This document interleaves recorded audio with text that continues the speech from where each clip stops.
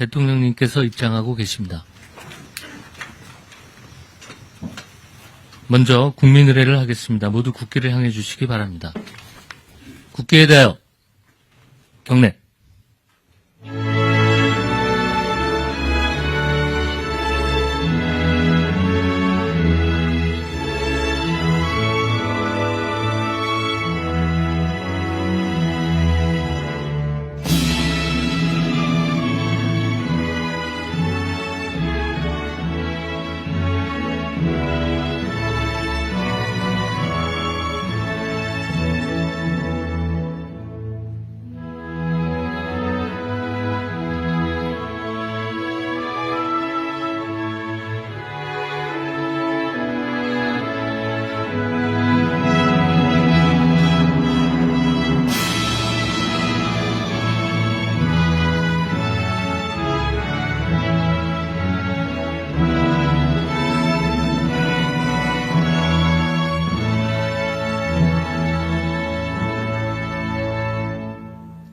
바로 모두 자리에 앉아 주시기 바랍니다. 제33회 국무회의입니다. 대통령님께서 개선언과 함께 모두 말씀을 하시겠습니다. 네, 제33차 국무회의를 시작하겠습니다.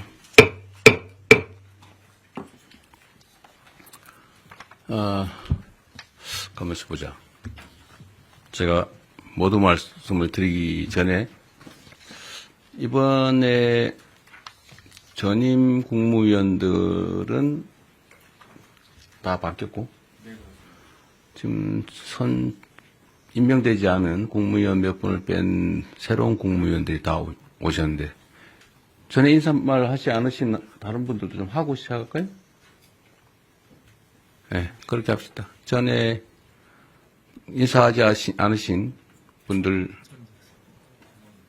여기서 가면서 할까요? 네. 제 기준으로 누구부터 할까요? 전에 안 하신 분. 해양수산부 장관님부터 그럼 해주시겠습니까? 그러세요, 그러면. 네. 반갑습니다. 해양수산부 장관 전재수입니다.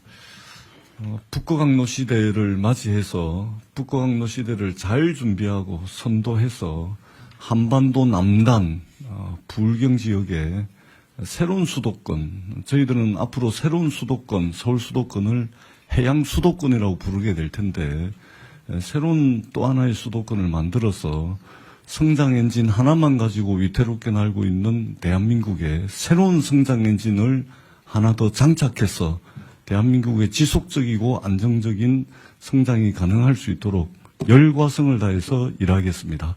고맙습니다. 네, 여기서 돌아가면서 하시죠. 누구 다음에 안 하신 분? 다음 통일부 장관님. 네. 네, 20년 만에 국무회의에 참석한 통일부 장관 정동영입니다. 얼마 전에 이임한 국무위원 한 분이 이렇게 말했습니다. 자기가 장관으로 1년 동안 국무회의에 참석해서 발언한 분량보다 이재명 대통령 모시고 2번 국무회의 했는데 그때 발언량이 많았다. 국가가 일하는 방식에 대해서 국민들 기대가 큰 것 같습니다. 저도 최선을 다하겠습니다. 감사합니다. 네, 다음 중소기업벤처 장관님. 네, 안녕하십니까. 중소벤처기업부 장관 임명된 한성수입니다. 중소벤처기업과 소상공인이 생존과 성장의 갈림길에 놓인 이 상황에서 제가 이 소임을 맡게 돼서 무거운 책임감을 느낍니다. 회복과 성장과 행복이란 단어를 마음에 새기겠습니다. 산업과 기업의 시작점에 있었습니다. 중기부의 모든 정책들이. 그래서 그런 정책들이 거의 모든 부처와 관계되어 있기 때문에 앞으로 자주 찾아뵙고 말씀 많이 듣고 그리고 협조 요청드리겠습니다. 잘 부탁드립니다. 국방부 장관님. 네, 국방부 장관 남기백입니다. 먼저 국가와 우리 군을 위해서 일할 기회를 주신 대통령님께 먼저 감사의 말씀을 드립니다. 바라보는 시선이 달라야 도달하는 목적지가 다르다고 생각합니다. 말고비를 확실히 잡고 우리 군의 계획을 이끌어내겠습니다. 12.3 불법 계엄으로 인해서 현재 우리 군은 군심이 흩어져 있습니다. 군심을 바로잡고 국민의 군대로 재건시키는데 모든 역량을 쏟아붓겠습니다. 여기 계신 국민님께서 많은 협력을 바라겠습니다. 감사합니다. 다 하신 건가요? 네. 네, 우리 장관님은 그 국방홍보원인가? 그 국방일보에 장관님 취임사를 편집을 해가지고 주요 핵심 메시지는 빼버렸다 그러던데 기강을 잘 잡으셔야 될 것 같습니다. 네, 심각합니다. 국방부 장관이 한 취임사를 편집을 해서 내란 언급을 싹 빼버렸다더라고. 네. 그리고 혹시 송 장관님은 전에 말씀하셨던가요? 안 했죠? 여기도 신임입니다, 신임. 네, 한 말씀 하시죠. 새로운 각오로. 예, 대통령님. 저는 그야말로 우리 총리님한테 사실 선수를 좀 뺏겼습니다. 제가 인사말을 하려던 게 뭐였냐면은 저는 연속의 책임을 지겠습니다. 그리고 혁신의 책임도 지겠습니다. 그런데 이것을 소통과 신속과 그런 수단을 통해서 성과를 최대한 내겠습니다. 이야기를 하고 싶었는데 제가 마음에 먹고 있던 걸 총리님이 취임사에서 그대로 쓰셔서 제가 깜짝 놀랐습니다. 그래서 같은 마음으로 우리 정부의 성공을 위해서 그리고 국민들의 삶이 조금 나아지도록 그리고 우리 농업인들의 삶도 조금 더 나아질 수 있도록 제가 할 수 있는 최선의 역량을 발휘하겠습니다. 여기 계신 분들이 많이 협조해 주시면 더욱더 힘을 내서 하겠습니다. 고맙습니다. 네.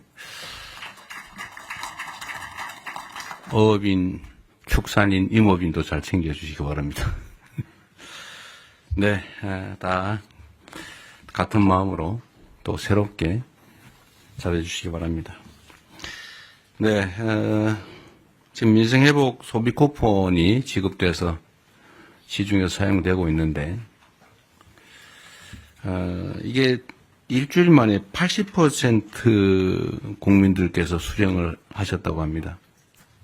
이게 비교를 해보니까 2020년에 긴급재난지원금을 지급했을 때 같은 기간에 비교했을 때 24%포인트 더 높다고 합니다. 이거는 사실 우리 국민들께서 얼마나 이 소비 쿠폰을 기다려왔나라는 것을 보여주기도 합니다. 혹여라도 지급 대상에서 누락되는 일이 없도록 소외되는 분들이 없도록 잘 챙겨주시길 바랍니다. 지방정부의 역할이 매우 중요하다는 말씀도 드립니다. 그리고 우리가 이 과정에서 하나 좀 되새겨봐야 될 것이 언제나 행정을 하는 데 있어서는 공급자인 우리 또는 공무원들의 행정 편의 이런 위주로 생각하면 안 된다는 것입니다. 이게 모두가 행복하자고 하는 일이 누군가에게 엄청난 좌절감, 소외감, 상실감을 주기도 합니다. 뭐 카드에 금액을 표현한다든지 이렇게 해서 내가 기초생활 수급자구나 라고 하는 게 드러나는 게 얼마나 고통스럽겠습니까? 그럼 배려죠. 어쨌든 그래서 이런 걸 경험 삼아서 행정은 나라의 주인인 국민을 중심으로 행정 수요자를 중심으로 사고해야 된다. 실행해야 된다는 점을 다시 한번 생각하면 좋겠습니다. 기후변화 때문이겠지만 폭우에 이어서 폭염이 심각합니다. 온열 환자가 지난해에 약 3배인 2,400명을 넘어섰다고 합니다. 폐사 가축수도 지난해 10배, 100만 마리를 넘어섰다고 합니다. 관련 부처에서 이게 국가적 비상사태다라는 각오를 가지고 가용 인력 예산, 역량을 총동원해서 피해를 최소화해 주시기 바랍니다. 취약계층 지원이나 특히 야외에서 일하는 노동자들에 대한 보호, 추가의 농가 피해 예방, 또 물가 안정을 위해서 최선을 다해 주시기를 다시 한번 당부드립니다.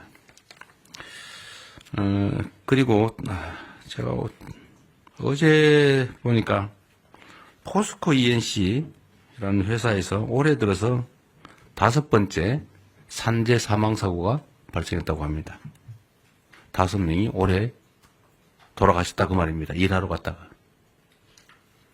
이게 있을 수 있는 일입니까? 살자고 돈 벌자고 간 직장이 전쟁터가 된 거 아닙니까?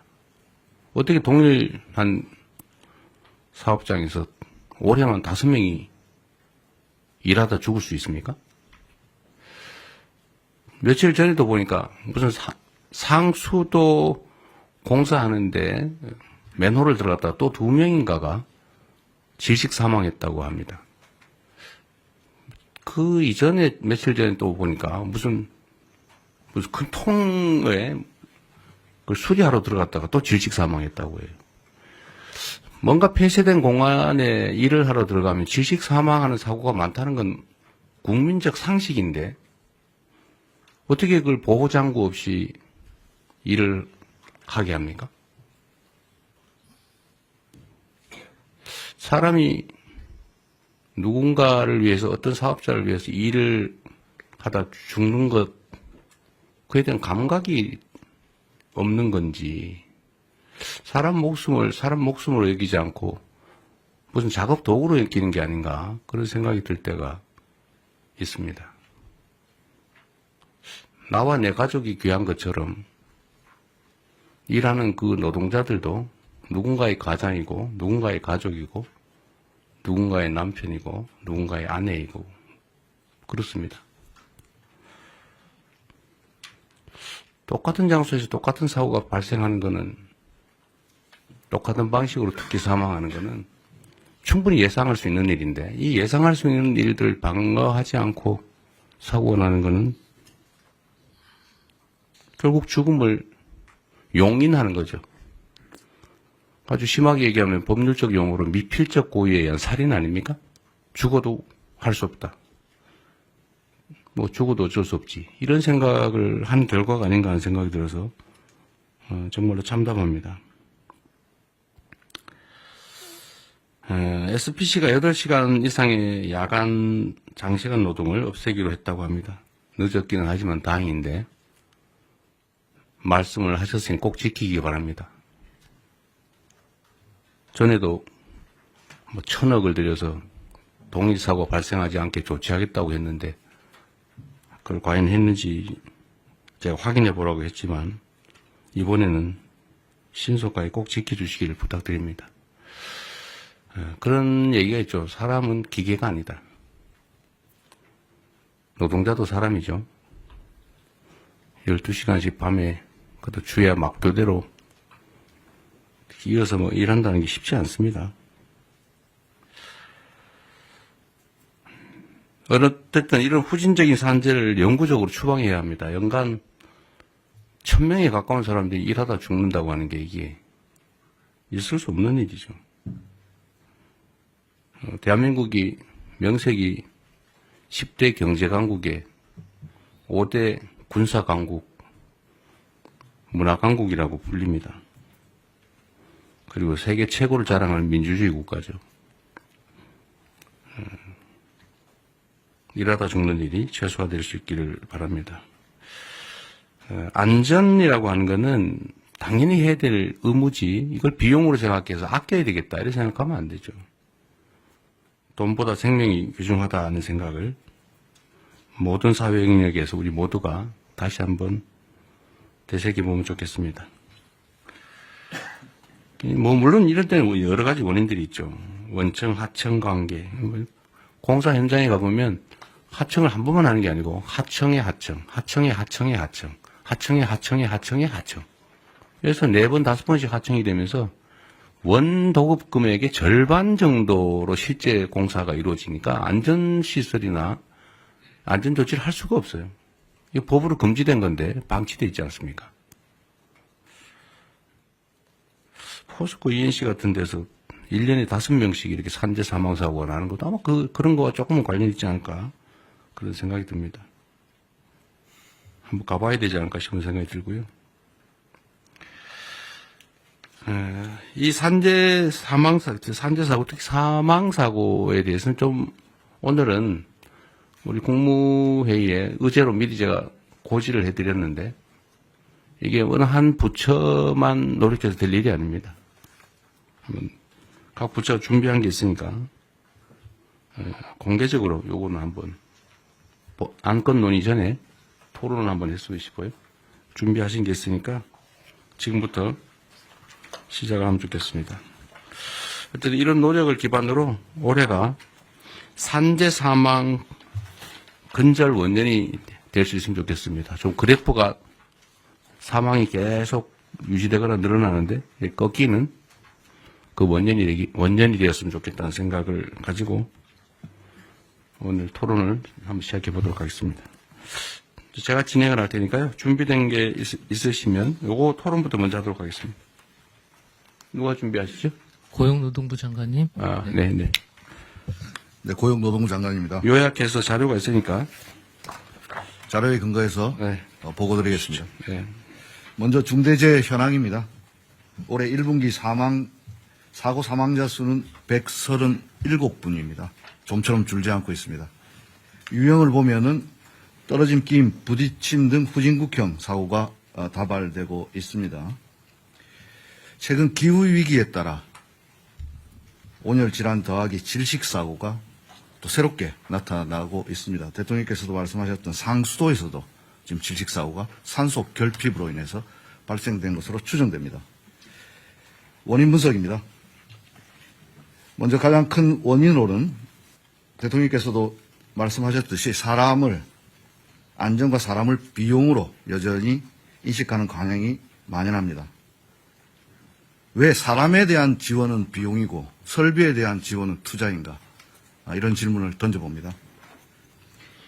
SPC 이 사례에서 대통령께서 정확히 지적하셨듯이 저임금 장시간 노동이 재해자의 집중력을 저하시켰고 이러한 것들이 모여서 재해자의 불안정한 행동이 나타났다는 점에서 그동안 우리는 재해자의 불안정한 행동을 원인으로 지목해 오지 않았나. 우리 정부에서는 원인과 결과를 뒤바꾸지 않겠습니다.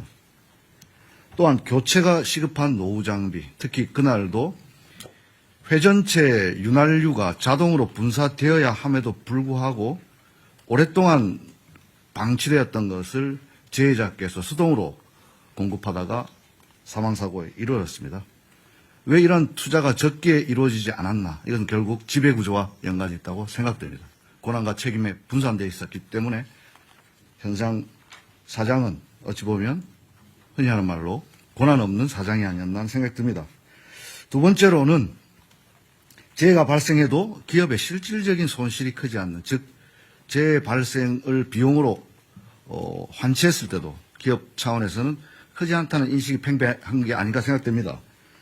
중대재해처벌법이 도입되어서 경각심은 제고되었지만 현장에서는 오히려 최고위 경영 책임자는 회피하려는 법률 컨설팅에 의존하고 실질적인 감소책이 나타나는 것은 줄어들지 않는 이유는 거기에 있지 않나 생각됩니다. 또한 이 중대재해처벌법 수사 판결이 상당 시간 소요되기 때문에 또 손방망이 처벌이라는 것도 있고 또 한편 기업에서는 불확실성이 길어짐으로써 불만도 있는 것도 사실입니다. 일각에서는 중대재해처벌법이 대형 로펌만 좋아졌다는 자조 섞인 이야기도 있습니다. 이런 차원에서 중대재해처벌법의 실효성 강화 방법 필요하다고 생각됩니다. 세 번째로 지시와 개통의 불확실성이 야기하는 기업의 경영 방식입니다. 개통은 단순화돼야 되고 지시는 정확해야 됩니다. 그래야만 안전이 확보되는데 이러한 지배구조의 다단계 구조 속에서 개통은 복잡해졌고 지시의 책임자는 불분명해졌습니다. 이런 문제 근본적으로 발본색원하겠습니다. 마지막 지난 정부에서 대책이나 집행 과정이 전면적으로 재검토가 필요하다고 생각됩니다. 사람의 안전 생명보다는 오히려 경영 여건을 우선시하는 경향이 있었지 않았나 생각됩니다. 향후 대책입니다. 이재명 정부에서는 근본적으로 중대재해에 대해 대한 대책의 정부의 근본적인 패러다임을 전환하고자 합니다. 이를 위해서는 그동안 기업에 대한 책임 의무를 강화하는 것과 함께 실제 당사자인 노동자들이 보호의 객체가 아니라 자신들이 나서서 예방을 하는 주체로 만들기 위한 인식 전환과 제도 개선이 시급합니다. 아무리 정부에서 행정력을 동원해서 지도 감독한다 하더라도 사후적인 처벌로 될 가능성이 높기 때문에 예방하기 위해서는 당의 당사자가 가장 잘 압니다. 이것이 바로 일터 민주주의입니다. K민주주의의 완성은 일터 민주주의에서 확보된다고 생각합니다. 따라서 사고 예방에 가장 최전선에 있는 노동자들이 알 권리, 참여할 권리, 피할 권리를 보장함으로써 사전에 이들이 위험 요소를 알고 그러면 개선할 것들을 노사가 함께 논의할 수 있는 참여의 권리를 보장하고 그럼에도 불구하고 발생되는 불의의 사고에 대해서는 피할 권리를 보장하겠습니다. 다음입니다. 안전을 비용으로 생각하지 않도록 충분한 안전재원이 확보될 수 있는 제도적 장치가 시급합니다. 특히나 건설 현장에서 만연하고 있는 불법 하도급, 무분별한 재하도급 근절을 위한 제도 개선을 관계부처와 협의해야 된다고 생각합니다. 공기단축을 이유로 사람이 죽어서는 안 됩니다. 표준도급계약서 개정하겠습니다. 건설업에서 산업안전보건관리비 계상 의무도 원청해 주겠습니다. 제가 지난주 남양주 건설 현장 갔을 때 안전난간 지적했는데 이런 것들이 원청 발주자에서 처음에 포함이 안 돼 있었습니다. 원청으로부터 지급받아서 모두 설치 완료됐다고 보고받았습니다. 다음입니다. 사망사고 발생 시 실질적인 제재가 가능한 방식을 고민하겠습니다. 형사적 처벌과 함께 징벌적 손해배상 등 경제적 제재, 그리고 공공입찰의 참가를 제한하거나 영업정지 등 병행 검토하고요. 아까 말씀드렸던 복잡한 지배구조, 거버넌스에 대해서 실질적 책임 있는 자, 권한 있는 자에게 책임을 묻도록 하겠습니다. 자료에는 나와 있지 않지만 싱가포르 사례, WHS라고 하는 범정부적 싱가포르도 2005년 당시만 하더라도 저희들과 같은 상당히 높은 산업재해 나라였습니다. 하지만 지금 세계적으로 가장 안전한 나라가 되고 있는데요. 거기에서는 이러한 노동자들의 권리 보장과 함께 실질적 책임자에 대한 처벌 더하기 실질적인 제재, 예를 들자면 벌점을 많이 받았을 때는 이주 노동자의 취업을 제한한다든지 이러한 조치들을 통해서 지금 현재 전 세계적인 안전한 나라가 되고 있습니다. 싱가포르 사례 적극 참조해서 제도 개선에 나서겠습니다. 무분별한 위험의 외주화 제한할 수 있도록 원청 책임을 강화하겠습니다. 적격 수급인이라고 하는 선정 기준을 강화해서 적격자가 아닌 자가 수급받을 수 없도록 하겠습니다. 특히 공공부문부터 위험작업 재하도급을 금지하고 불가피하게 할 때는 반드시 승인을 실시하도록 신설을 하겠습니다. 마지막으로 대통령께서 지시하신 산업안전감독관 증언 지방자치단체와 협업을 잘 진행하되 단순한 숫자 증가만 그치지 않고 이들에게 실질적 권한과 함께 책임을 뒤에 병기시킴으로써 실질적인 산업안전 지도가 될 수 있도록 하겠습니다. 예컨대 근로감독관들이 지금 많이 있지만 집단적 노사관계 업무까지 하고 있습니다. 노동조합 동향 보고 이런 불필요한 업무 확 줄이고 여기에 집중할 수 있도록 일하는 방식도 바꾸겠습니다. 대통령께서 SPC에서 특공대가 되어야 된다고 지시하셨는데 특공대 만들어서 예를 들어서 실무 경력을 가진 퇴직자와 신규자를 2인 1조로 해서 이른바 노동안전 투캅스 만들어서 계속 페트롤카를 돌리고 불시에 점검할 수 있도록 하겠습니다. 이상과 같이 대책을 보고 드리고 관계 부처와의 내용은 자료 참조해 주시면 되겠습니다. 이상입니다. 네, 요즘 노동자 출신이 노동부 장관이 되셨으니 옆에 중소기업부 장관은 중소기업을 잘 챙기시고 네.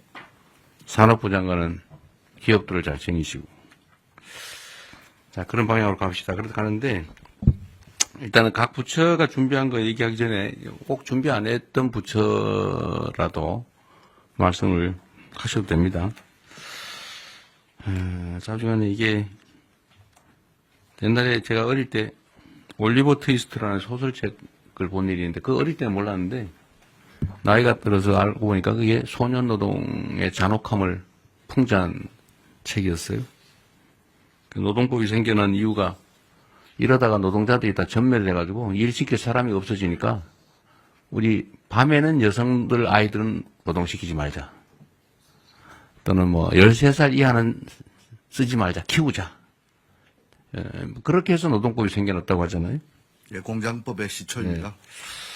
하여튼 그 노동법들이 현장에서는 잘 안 지켜지는데 특히 산업안전에 관한 기준들을 다 법에 정해져 놨잖아요. 그죠? 네. 추락 방지 시설이니 뭐니 뭐 온갖 뭐 예를 들면 폐쇄 공간에 들어갈 때는 뭐 호흡을 다 해야 된다 뭐 온갖 게 다 있는데 그거 다 안 지켜서 나는 사고들이죠. 거의 대부분이. 거의 대부분이 그렇습니다. 그거 안 지킨 이유는 돈 드니까. 예, 비용입니다. 비용 드니까. 예, 원청에서 안 주니까. 근데 이게 아주 단순한데 그 비용을 아끼는 게 이익이니까 계속 아끼겠죠. 근데 만약에 이걸 아꼈는데 보험 원리상 비용이 나중에 지출해야 되는 대가가 이것보다 훨씬 더 크더라. 라고 하면 절대 이러지 않을 거예요. 그죠? 그렇습니다. 그건 뭐냐면 결국은 제재나 대가가 너무 약한 거죠. 그러니까 차라리 사람이 죽는 위험을 감수하는 게 이익인 사회인 거죠. 그래서 이게 핵심적인 원인인 것 같으니까 아까 말씀하신 것처럼 근로감독관 300명 빨리 구성하라는데 몇 명 했어요? 지금 300명 이미 구성되어 있습니다. 구성됐어요? 네, 150 산업안전공단 단속은 나가고 있어요? 매주 나갑니다. 매주? 매일 나가야지 왜 매주 나갑니까? 아, 저는 매주 나갑니다. 본인은 매주 나가시고요. 어쨌든 불시 단속은 계속 하고 있는 거죠? 그렇습니다. 언제 저도 한번 같이 가면 좋겠어요. 고맙습니다. 네. 어쨌든 사람 목숨을 지키는 특공대다 이렇게 생각하고 네. 정말로 철저하게 단속해야 됩니다. 직을 걸겠습니다. 네, 진짜로. 이번에 이거 해가 상당 기간이 지나도 산재가 안 줄어들면 진짜 직을 거십시오. 그렇게 하겠습니다. 보호의 객체에서 예방 주체로 이거 아주 재밌는 아이디어 같습니다. 그러려면 사실은 노동자들의 단결된 역량이 되게 중요한데 그죠? 네. 노동조합도 조직 방해나 이런 것들은 요새 별로 없는 것 같긴 하던데.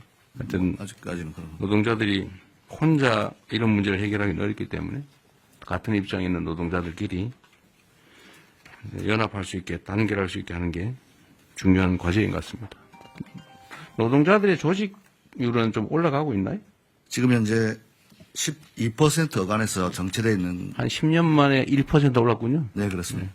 그래서 오른 게 어디인가 싶긴 하네요. 이게 제일 핵심은 그거 같습니다. 실질적 제재.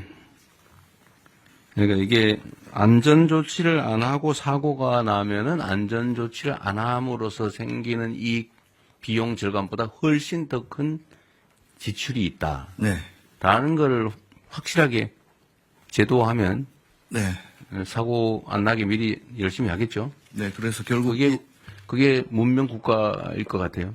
맞습니다. 이 중대재해처벌법 말씀 잠깐 드리면 중대재해처벌법에 우리가 처음에 아이디어를 얻었던 것이 영국에 제정됐던 기업살인법이라 해서 법인에 대한 제재를 그러긴 한데 이게 저는 재계에서 중대재해처벌법 이거 자꾸 문제 제기하던데요. 네. 사실은 저는 이게 그렇게 실효적인가 하는 의문이 있긴 해요. 네네. 대부분 집행유예 정도로 끝나는 데다가 그 실질적 경영주, 그러니까 이런 안전조치를 하지 않음으로써 이익을 얻는 주체하고 실제 처벌받는 주체가 많이 괴리돼 있죠. 네, 그렇습니다. 예를 들면 실제 이익은 예를 들면 회장이 보는데 그렇습니다. 최대로 해야 사장이 책임지는. 네네. 사장은 실제로 고용인데 네. 그러니까 별로 효과가 없는 거죠. 실효성 제고 방안을 검토하겠습니다. 근데 이게 저는 형사처벌은 별로 좋은 아주 결정적인 수단은 못 되는 것 같고 맞습니다. 지출이 늘어나게 만들어야 될 것 같아요. 네. 제재도. 네. 그러니까 아까 말씀하신 징벌배상. 네. 그러니까 똑같은 상습적, 반복적 사망사고가 발생한다. 네. 뭐 한 번 우연히 발생한 거라면 모르겠는데 똑같은 현장에서 똑같은 원인으로 똑같은 시기에 똑같은 방식으로 이거는 사실은 거의 고의에 가까운데 이런 경우는 징벌배상을 도입을 하는 것도 한번 고려해 볼 필요는 있어요. 검토하고 있습니다. 아, 그래요? 네. 여기 자료에 없는데 갑자기 말씀하셔가지고 여기 지금 보면은- 바로 생각했나? 아니요. 여기 보면은 뒤에 있어요? 네. 알겠습니다. 예. 그런 거라든지 과징금이라든지 고액의 과징금 사실 경제적 제재를 가해야 실제 예방을 하기 위해 나서지 않을까. 이익과 손실, 자본주의 이게 중요하잖아요. 네. 계산이 계산이 중요하니까 그것도 한번 고려해야 될 것 같고요. 이제 다른 부처들이 좀 준비한 게 있을 테니까 한번 얘기를 좀 들어보고 또 의논을 마저 하겠습니다. 각 부처가 준비한 건 최대한 좀 요약해서 다 알아들을 수 있으니까 좀 시작하도록 하시죠. 법무부가 먼저 할까요? 예, 순서에 따라 법무 먼저 하겠습니다. 어쨌든 뭐 중대재해나 산재 관련해갖고 국민 일반의 감정 신속하고 엄정한 수사 처벌을 원하고 있습니다. 좀 현재 실태를 확인해 보니까 최근에 중재법으로 처리된 30건에 관련해갖고요. 수사 단계에서 검찰 송치까지가 한 418일 걸렸습니다. 검찰에서 기소까지가 200일이 걸렸습니다. 600일이 넘어가기 때문에 국민 일반들의 정서와는 상당한 거리가 있는 것 같습니다. 원인은 뭐 아시는 것처럼 기업의 보건 안전 시스템 전반을 좀 살펴야 되고 실질적인 지배 구조가 어떻게 되어 있는지 이런 것 때문에 뭐 다량의 압수이라든가 사건 관계가 굉장히 많아서 굉장히 지연되는 측면도 있고요. 그 다음에 법 시행 초기라 여전히 법원의 판례라든가 수사의 어떤 기법에서 좀 미진한 부분이 있는 것 같습니다. 그래서 저희 법무부에서는 대검에서 전담검사 지정해갖고 초기부터 노동부라든가 관련 유관 기관들이 협의해갖고 쟁점과 수사 방향을 갖다 정리해갖고 좀 더 신속하게 수사할 수 있게 좀 지도하고 있습니다. 그리고 대검 전담부서에서 직접 수사도 지원하고요. 근로감독관 대상으로 중재법 처리 및 수사 노하우 교육도 좀 시키고 있습니다. 그래갖고 최종적으로는 법원의 그 엄중한 처벌이 필요한데 법무부에서는 중재법 그 구형 기준을 마련해갖고 엄정하게 시행되고 있는데 법원에 지금 양형 기준이 없습니다. 그래서 법원에 양형위원회에다가 양형 기준을 좀 저희들 강력하게 요청하고 있습니다. 최근 같은 경우는 최근 그 아리셀 화재 사건 같은 경우는 대표자에게 20년 구형했습니다. 그래갖고 저희들이 관련자들이 하여튼 책임에 상응한 또 처벌을 좀 받을 수 있도록 최선을 다하겠습니다. 아리셀 20년 구형하셨는데 그 아리셀의 사망자가 몇 명이죠? 지금 23명 23명이 사망했어요. 지금 기준에 의하면은 지금 사망자 1인당 징역 2년 6월에서 4년 정도로 설정되어 있는데요. 또 이게 뭐 경합범 가중 이렇게 돼갖고 상한 전체 그 교통사고 처리보다 별로 세지 않네요. 예, 그렇습니다. 네. 아까 전담부서 말씀하셨는데 전담 검사 얘기하신 거 부서는 아니고. 네. 예. 근데 이게 예를 들면 광양에서 사고 나고 포천에서 사고 나고 뭐 이러면 전담이 별로 의미가 없는 것 같은데. 그래서 그 일선총에 지금 저희가 수사 지휘를 대검에서 하고 있습니다. 네. 전담 지휘자를 둔 거군요. 예, 그렇습니다. 전담팀을 두는 걸 한번 검토해 보시면 어떻습니까? 이게 사람이 일하다 죽는 사건이라고 하는 게 그런 단순한 게 아닌데 교통사고 뭐 이런 거하고 좀 다르잖아요. 예, 예. 일하다 죽는 그것도 명백하게 사인 과실이 대부분 명백한 과실 아닙니까? 어디 내보니까 천정 철거하는데 비계를 천정까지 설치를 해야 되는데 거기 안 하고 나도 천정 위에서 천정을 철거하다 떨어졌더라고요. 당연히 떨어질 위험성이 높잖아, 그죠? 네. 전담 일단 행안부 어떨지 모르겠는데 행안부 혹시 발표 있나요? 발표는 없고 있다. 아까 말씀하시. 이거 하루에도 10명씩 지금 사망하는 거 아닙니까? 그렇죠. 네. 이거 전담팀을 하나 두는 거 어떨까요? 아니면 지휘팀이라도 지금 수사는 원칙적으로는 경찰이 하는 거잖아요, 그죠? 예.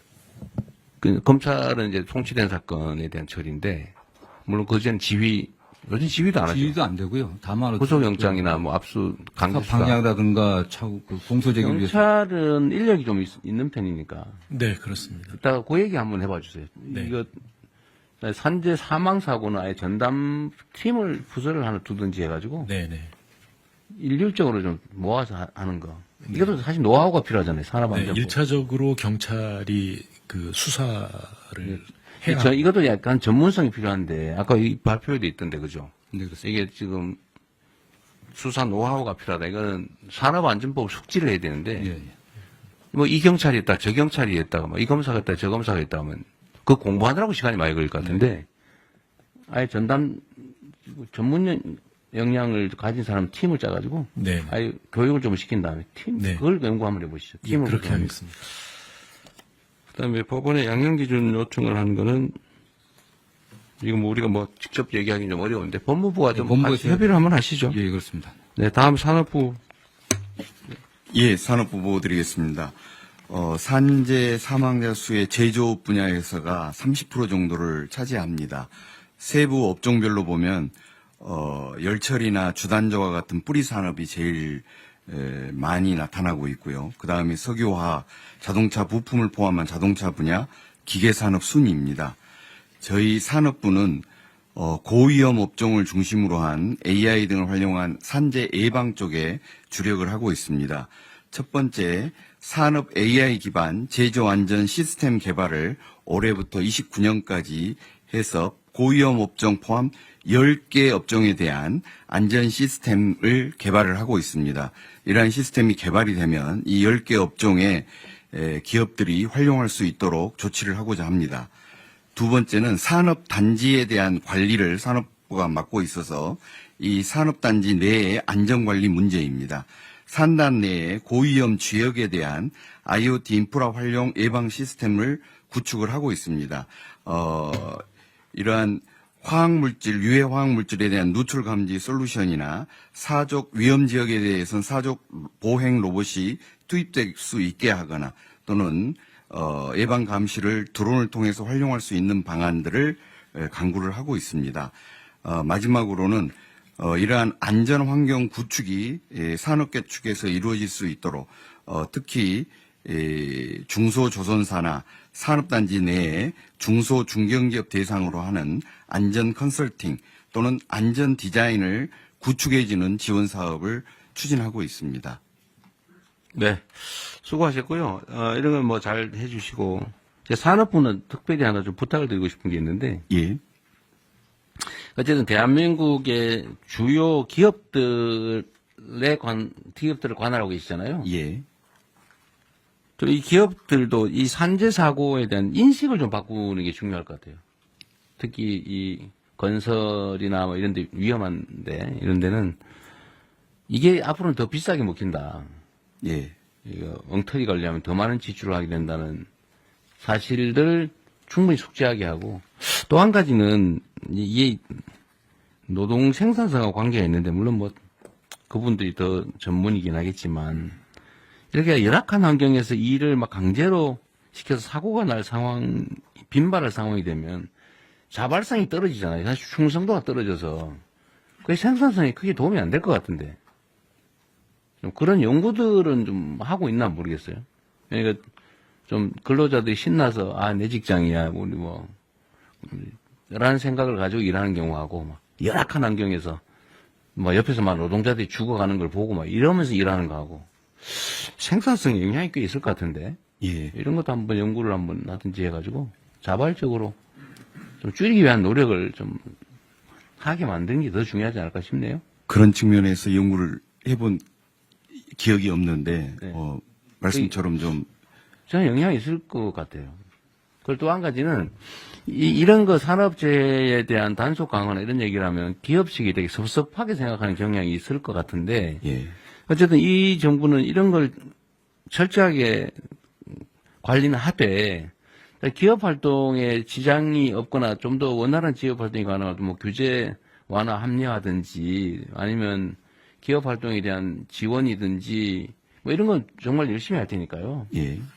이제는 노동자들을 막 쥐어 짜가지고 돈을 버는 게 아니고 기술 개발하든지 시장 개척이라든지 새로운 사업 아이템을 발굴하든지 이런 데 정부가 지원을 할 테니 좀 그런 데 주력해 주면 좋겠다. 이렇게 좀 해주면 좋겠어요. 예, 인식적으로 할 수 있는 방안을 강구하겠습니다. 총리 뭐 하신 말씀 있어요? 마이크 켜고 하십시오. 안전사고가 동일 업종 내에서 안전사고가 많이 나는 업장과 그렇지 않은 업장의 혹시 생산성이 어떠한가를 비교하면 네, 체크가 금방 가능할 것 같으니까 예, 연구소, 예. 국제연구소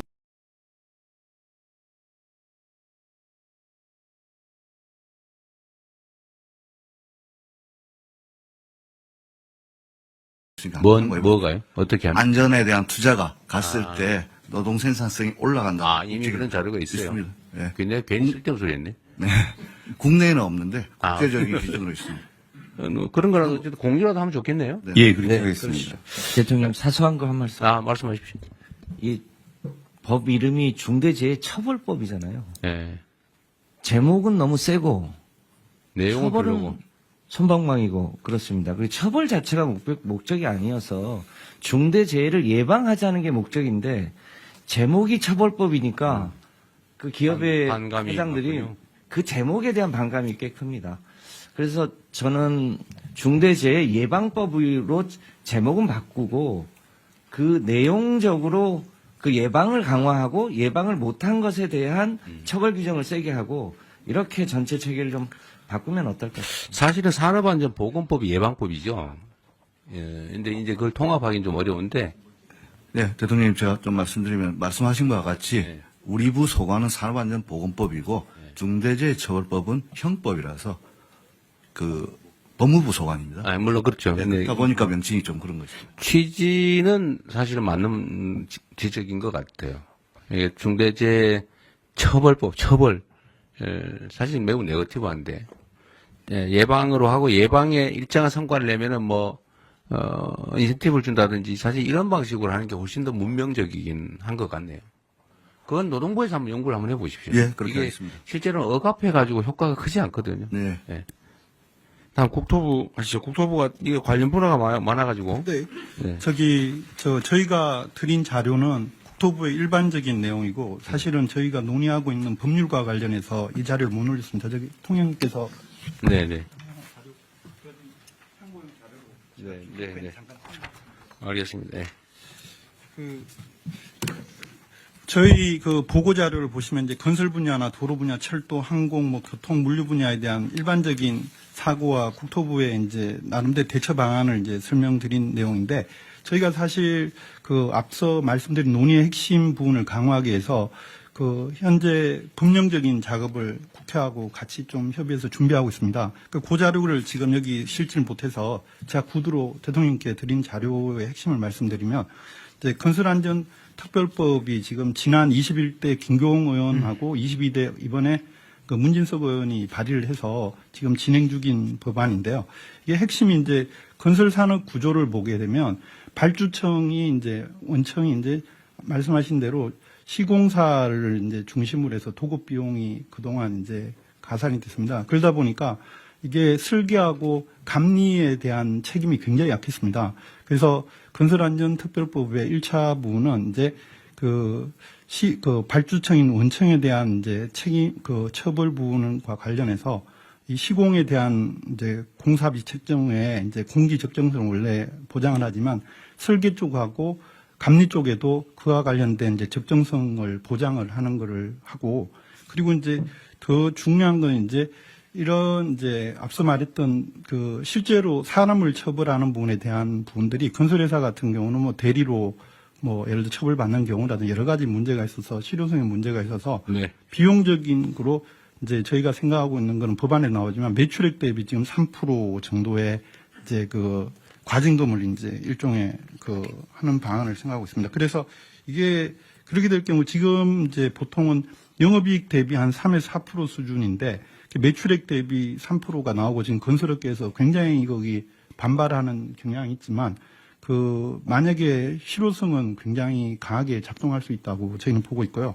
그리고 이게 특히 이제 발주청 이후에 그 원청인 시공사도 그 안전 규정에 대한 강화를 해서 뭐 앞서 말했던 안전과 관련된 펜스라든지 이런 거를 설치를 하지 않아서 하두급이 이제 회사가 뭐 두 번째, 세 번째 하두급이 사고 나더라도 그 부분에 대해서 그 이제 시공사에 대한 책임을 묻는 식으로 법적인 거를 전부 다 처리를 하려고 하고 있습니다. 근데 이렇게 했을 때 제일 이제 문제가 될 수 있는 건 이제 발주청의 비용 부담 문제가, 발주청이라면 저희 공공 분야 뭐 이렇게도 대표되겠는데, 공공이 예를 들어서 이 비용을 확보하는 게 저희 국가재정법에 따라서 기재부하고 또 협의해서 확보되는 그런 측면이 있어서 사실은 공공 분야에서 어떤 발주에서 예산 부분에 대한 일정 조정이 또 있어야 되고, 나머지 이제 민간에서도 그에 대한 이제 그 인식이나 의식이 이제 마지막 사업까지도 다 책임진다는 그런 거로 전환돼야 되지 않을까. 그 장점은, 가장 큰 부분은 우리나라 건설 산업이 후진성에서 전환될 수 있는 계기가 된다 보고 있습니다. 즉 무슨 말이냐면, 이게 산업이 이제 안전을 강조하지만 선진화가 될 수 있는 부분이, 우리나라 건설 산업 최대 약점이 이제 그 감리나 설계 부분이 이제 창의적이거나 아니면 안전성을 답보해내지 못하는 부분인데, 이 부분을 제 생각으로는 만약에 이런 안전 규정을 하면 부수적 효과로 건설 그 산업에 있어서 설계나 감리 쪽에 강화 효과가 나타나면 그쪽이 제대로 임금을 받게 된다고 보고 있습니다. 네. 어쨌든 이런 새로운 안도 좋고, 그러니까 건설 안전에 관한 법을 새롭게 만들어서 제재와 책임을 강화하자 그 말이잖아요. 네. 그것도 중요하고, 여기 준비된 내용을 보면 여하튼 건설 분야의 추락 사고가 지금 제일 많지 않습니까? 근데 건설 현장의 추락 사고는 산업안전보건법이 정한 기준에 의한 안전시설이나 조치를 안 해서 거의 대부분 발생하죠. 그렇습니다. 네. 그러니까 이거를 사전에 사고 난 다음에 처벌도 중요한데, 그걸 안 지키는 평소의 미준수 행위에 대해서 제재를 세게 해가지고 필요한 안전조치를 당연히 해야. 이게 생산성 향상에 2.6배 도움이 된다고요? 2.4배, 뭐 하여튼 유럽 보고는 그렇습니다. 어쨌든 그 추락사고 예방 대책을 철저하게 준수하는 거하고, 지하 안전 강화, 이것도 있네요. 국토부 활동이 많아요. 네, 제가 그 부분 또 그러면 짧게 보고. 됐습니다. 네. 자, 지하 안전 강화도 해야 되는데, 이것도 역시 지하에 관해서 상세한 규정들을 이미 만들어 놨는데, 하여튼 안 지켜서 생기는 경우가 많죠. 대부분 다 그렇습니다. 대부분 다 그렇죠. 건설 현장도 그렇고, 지금 뭐, 우리 차관님이 준비하신 것도 있고, 폭염 때 지금 사고도 사망도 꽤 많죠. 이 폭염에 대한 안전 조치도 다 규정이 있죠. 몇 분 동안 더 쉬어라, 몇 도 이상 되면은 일하지 말아라. 네, 요번에 33도 이상 되면은 2시간 내에 20분씩. 네, 근데 다 그거 안 지켜서 대부분 다 그러죠. 네. 철도 사고, 항공 분야는 흔하진 않지만, 어쨌든 이것도 되게 시설이나 아니면 뭐 과실 이런 경우가 많죠. 건축 분야, 교통 분야들, 물류. 어쨌든 국토부는 관할 영역이 상당히 많은 것 같고요. 거기에 관련 규정을 잘 지키는 게 중요할 것 같습니다. 자, 다음에 금융위, 이거는 재밌는 안이 꽤 있어요.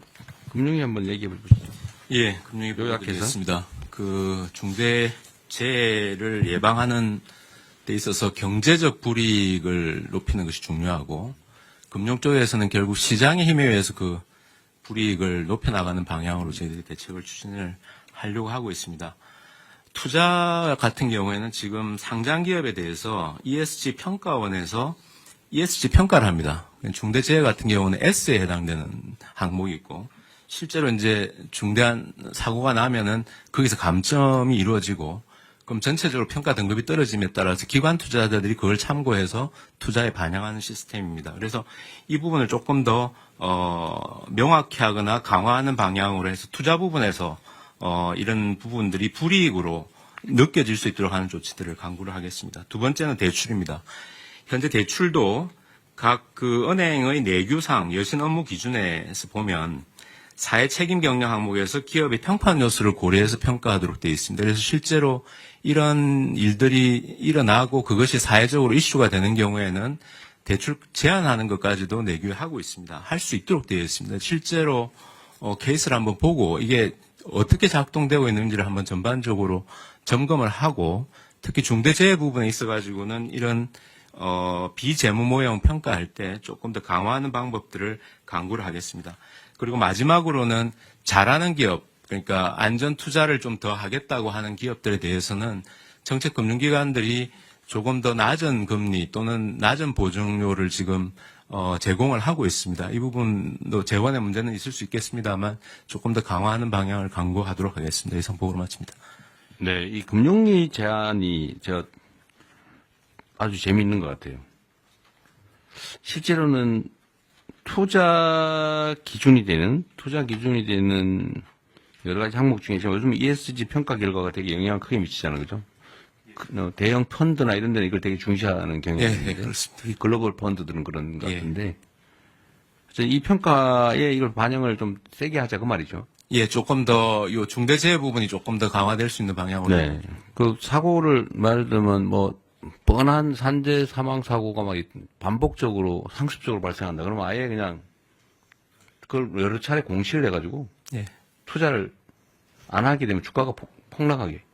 예, 실제로 지금 특정 기업을 거론해서 그렇습니다만 그 문제가 됐던 기업 같은 경우는 평가 등급이 좀 23년을 경우에는 굉장히 낮아졌고요. 네.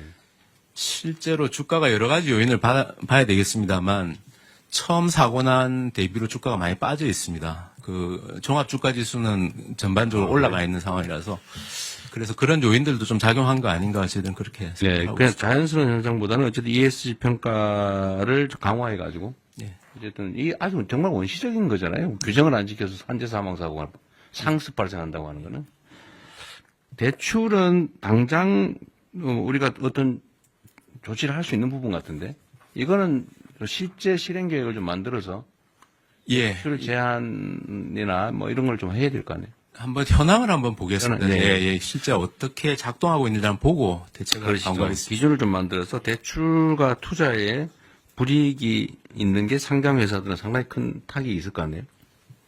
이런 경제적 제재를 실제로 해야 효과가 있을 것 같습니다. 처벌도 효과가 없지는 않은데. 네.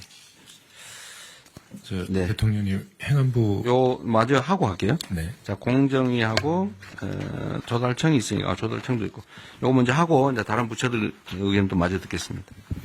네. 자, 공정위 준비한 거 요약해서 간단하게 하시죠. 예, 공정거래위원회입니다.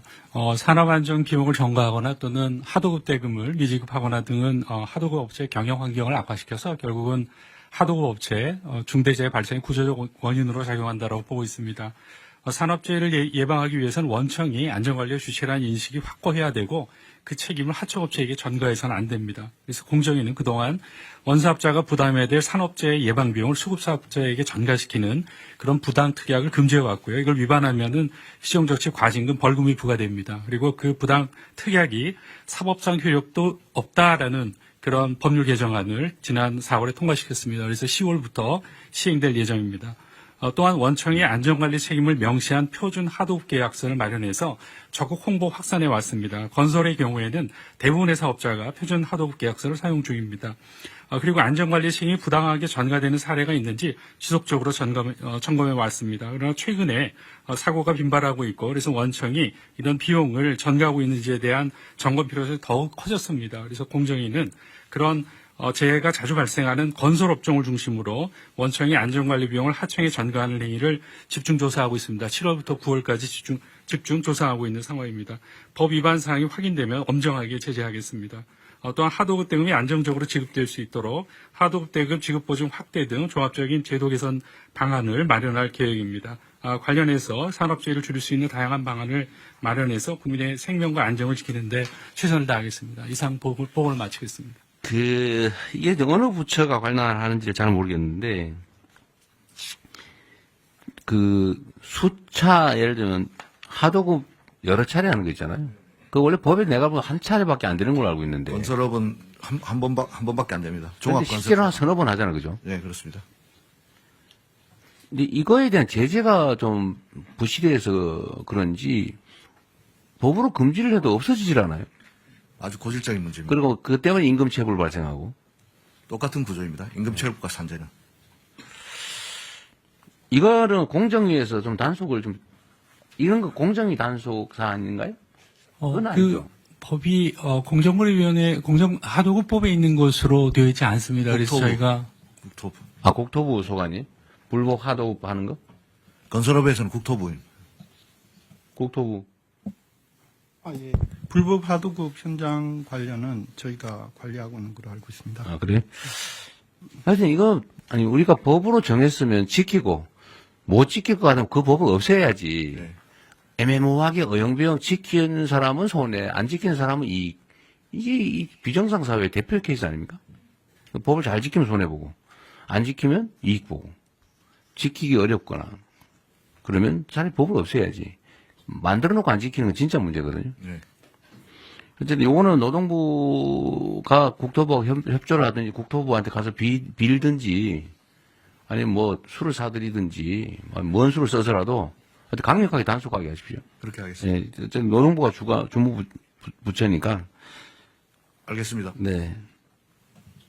하여튼 이 건설 하도급 문제는 이제 따로 한번 얘기를 한번 해야 돼요. 정말 고질적입니다. 네, 고질적이죠. 네, 이건 산업재해하고 나중에 보호드릴 그 최불임금하고도 네. 같은 구조입니다. 툭하면 체급을 발생하는 게 하도급 때문에, 순차 하도급 때문에. 그렇습니다. 네, 그 공정거래위도 어쨌든 이런 구조적인 문제, 특약의 문제, 약관 문제 이런 거는 하되 공정위가 좀 더 할 수 있는 게 있을지 아무튼 네, 좀 살펴보겠습니다. 네. 네. 자, 마지막으로 조달청. 네. 예, 조달청 관련은 기재부 1차관입니다. 좀 보고 드리겠습니다. 먼저 현재 국가계약법령상에서는 이제 행안부는 지방, 중앙정부는 이제 기재부가 갖고 있는 법률이 있습니다. 그 법에서 아까 전에 노동부 장관께서 제안해 주신 입찰 참가자 자격 제한이 사실상 경제적으로 굉장히 아픈 제재가 될 거라고 생각합니다. 현재 이 입찰 자격 제한에는 중대재해처벌법이 없고 산업안전보건법 위반만 들어가 있습니다. 그래서 이번에 중대재해처벌법 위반 사유도 추가로 할 계획입니다. 그렇게 되면 이제 법률을 개정을 하고 조치를 해야 될 사항입니다. 그래서 구체적인 내용은 고용부랑 협의해서 법 개정을 추진하도록 하겠습니다. 그리고 조달청 안에서 관리하는 것으로서는 낙찰할 때 신인도 평가에 감점을 부여하는 체계가 있습니다. 여기에도 물론 이제 중대재해법률 규정이 없기 때문에 그것도 추가해서 감점을 확대하는 방안을 검토하겠습니다. 네, 아주 좋은 생각이네요. 요 현행 법령의 중대재해처벌법 위반 사유를 입찰 제한 사유로 추가하겠다는데 이렇게 하면 안 될 것 같고요. 중대재해 발생 자체를 사유로 해야지 처벌법 위반으로 하면 이게 몇 년 간대잖아요. 예, 이 법률 위반이 확정되기는 너무 오래 걸리니까 표현의 오류인지는 혹시 모르겠는데 중대재해 사망 사고가 발생하면 제한하는 거죠. 예, 제 말씀을 그렇게 되는 실제 현재 계약법에도 보면 산업안전보건법에 따른 규정을 위반하여 뭐뭐 등에 따른 사망을 위해를 가한 자를 제한하게 돼 있어요? 예, 돼 있습니다. 다만 이 경우에 말씀하신 것처럼 이 산업안전보건법 위반인지 결국 중대재해법을 넣더라도 중처법 위반인지를 누군가는 확정을 해야 되는데 그 확정 기간이 현재 노동부로 알고 있습니다. 그래서 네, 그래서 그러면 형사 판결이나 이게 전에 이거 중대재해다 이렇게 먼저 판정을 해요? 법의 정의에 중대재해라 함은 그러니까. 예, 1인 이상 사망. 그거를 누군가가 이거 중대재해다 이렇게 해줘야 된다. 고용노동부가 이거는 중대재해가 발생했다 이렇게 규정합니다. 아, 그래요? 예. 그 수사 전에 처벌 여부는 이제 법원 수사나 나중에 기소 단계에서 하고. 되는 거고. 네. 그러면 노동부에서 이거 중대재해다라고 일종의 하면 그 네. 기업은 여기서 제한이 됩니다. 작업장에 사람이 사망하면 일단 빨리빨리 해줘야 될 거 아니에요? 그렇습니다. 바로바로 하는 시스템은 있어요? 예, 중대재해 발생되면 중대재해는 바로 직보되고. 근데 제재 정도가 입찰 제한의 현재 제재 정도와 앞으로 계획은 어느 정도예요? 현재 법에서 2년으로 하고 그거를 대통령으로 위임을 해놨습니다. 그런데 사고에 따라 대통령은 1년 반, 2년으로 이제 중대성에 따라서 규정을 하고 있습니다. 입찰 제한을 한 번 사고 나면 얼마, 두 번째 사고 나면 몇 년, 세 번째 사고 나면 이런 식으로 하는 그런 방법도 검토를 해보고 중복하면 더 제재를 강화하는 거죠. 예, 현재는 사망자 수에 따라서 사망자 수 그 조금 부분도 반복성에 따라서 좀 추가하는 걸 검토하시죠. 예. 네네. 그런데 이게 조달 사업은 지금 조달 사업이라고 하면 그러면 공사, 물품 구매, 예. 용역 다. 예, 그런 걸 다 포함하고 있습니다. 네, 이거 관리를 좀 잘하면. 그런데 이렇게 하면, 이거 제대로 하면 사실 건설회사 상당 부분은 입찰 제한이 됐었을 것 같은데, 실제로 좀 된 데 있어요? 네, 지금까지는 중대재해처벌법은 포함 안 돼 있어가지고 저희들이 지금 기재부에 건의해놓은 상황입니다. 네네. 계획? 예, 중처법이 없습니다. 이제 반영이 안 돼서 반영을 하겠다는 거죠. 하겠다고. 지금 하고 있다는 게 아니고, 향후 대책으로, 대책을 인원수로 했는데, 중복성에 따라서 추가하겠다고 말이에요? 아닙니다. 현재는 산안법 위반만 들어가고 있는데 법을 고쳐서 중처법 위반도 추가를 하고. 산안법 위반은 결과와 관계없이. 그렇죠. 그러면 사망사고가 발생을 하면. 네. 그렇죠. 그 기준을 만들어서 산업안전보건법 위반을 지금 사유로 했는데. 예, 현재는 있고요. 근데 지금 결과를 가지고 판단하자. 예, 중처법 위반 사유도 추가하겠다는 거예요. 좀 세게 하십시오. 예, 법 개정할 몇 번 막 걸리면 아예 그냥 정부 공사를 못하게. 예, 이거는 아예 자격이 있지 않다는 거예요. 그러니까 뭐 몇 번 2년 하는데 또 걸리고 그러면 아예 그냥 서너 번, 두세 번 걸리면 아예 못하게. 예, 그것도 같이 검토하겠습니다. 아니, 제가 왜 이 얘기를 하냐면, 지금 여기 발표가 이 마지막이라 없는데, 원래 그 규정을 위반하면 인허가를 취소, 정지시키는 경우가 가끔 있잖아요. 네. 내가 알기로는 무슨 수도 요금 안 내고 뭐 이러면 건축허가 안 해주고 이런 게 있는데, 그런 거 있잖아요. 네. 우리 이거 누가 담당하지? 그런 제도가 있는데? 우리 법제처 잘 모르세요? 그런 거 있어요. 그러니까 뭐 어떤 걸 위반하면 인허가를 취소 또는 정지시키는 그런 제재가 있습니다. 그래서 이런 중대사고가 많이 나면 건설 면허를 가지고 사업을 하다가 중대사고가 반복적으로 발생한다. 그러면 영업허가를 취소해버리는 게 맞지 않나 싶어요. 자격 없는 거 아닌가요? 대통령 정책시장입니다. 네. 모든 행정법에 인가와 이제 취소 요건에 보면 전부 이제 사유가 있는데 사유 중에서 아마 이제 여기에 이제 얼마나 중하게 들어가 있냐 이 차이인 것 같은데요. 관련 법들이 모든 부처에 걸쳐 있습니다. 그래서 한번 그렇죠. 예. 저희가 법제처로 상의를 해서 현행 우리 그 인허가 제도에서 제재 사유에서 중대재해가 어느 정도 돼 있는지 뭐 경중이 제가 볼 때는 중하게 안 돼 있을 것 같은데요. 중하게 해서 조정하는 방안을 정부처가 한번 검토를 하겠습니다. 그러니까 입찰 제한도 제한인데 예를 들면 건설 면허를 받아가지고 건설 공사를 하다가 아예 안전시설 조치 의무를 하나도 안 해가지고 정말 뭐 매년 막 사람이 죽어나간다. 이거 건설 못하게 해야 되는 거 아닙니까? 이런 경우라면? 그럼 이런 경우에는 인허가를 아예 일정 정도는 정지, 일정 정도 반복되면 취소, 건설 면허를 취소한다든지 건설 면허를 그걸 한번 도입을 해보는 것도 어떨까 싶습니다. 일단 현황 파악을 하겠습니다. 네네. 그래서 제재를 계약을 못하는 정도를 넘어서 더 심하면 아예 인허가 면허를 통째로 취소 정지시키는 것도 검토하시죠. 네, 검토하겠습니다. 네. 네네, 말씀해 주십시오. 이게 입찰 제한이라든가 하게 되면요. 거의 100% 다 효력 집행정지 가처분 신청하고 법원에서 많이 받아집니다. 그리고 실제로 많은 조달청에서 입찰 제한을 하게 되면은 대기업 같은 경우는 로펌 선임해갖고 효력 집행정지 가처분 받으더라도 그냥 해버리거든 경우가 많습니다. 그래도 결국은 결론이 나면, 판결이 나면 그때부터 정지될 거 아니에요? 예, 근데 그게 뭐 다른 어떤 수단이 있어서 그런지 뭐 계속 또 안 할 수는 없겠죠. 왜냐 그것도 비용이니까. 다른 어떤 제재를 뭐 점수를 줄이든지 해서 네. 거의 다 그 효력 집행정지 가처분이 받아지니까 이게. 그것도 감안해서 검토를 하면 하죠. 어쨌든 뭐 제재를 당하는 입장은 그걸 포기할 수는 없을 테니까. 네. 그리고 다른 부처들 의견 있으면 말씀을 좀 하시죠. 누구 할까요? 네, 행안부. 네, 행안부 말씀드리겠습니다. 대통령님 아까 말씀 주신 것처럼 경찰청에서도 산재 전담 수사 인력을 확보해서 이 산재 관련 수사에 차질이 없도록 하겠다는 말씀드리고요.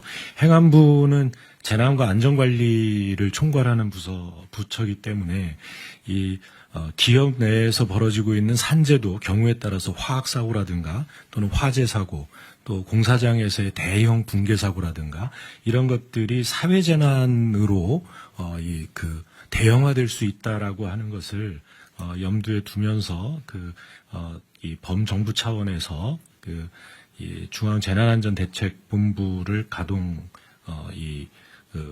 할 수 있는 그런 준비를 하고 있습니다. 그래서 노동안전 종합대책에게도 참여를 하고 있는데요. 그래서 그 행안부가 소관하고 있는 기업재해 경감법은 기업 내 재해를 줄이기 위한 이 법입니다. 그래서 기업 내에 재난 사고를 예방, 대비 또 대응 복구하는 체계를 구축하도록 지원을 하고 있습니다. 아까 이제 금융위에서도 그렇고요. 또 공정위 또 조달청에서도 여러 가지 이제 이 중대재해를 일으킨 기업들에 대한 이제 불이익에 관한 말씀도 계셨는데요. 이렇게 이제 기업재해 경감법에서는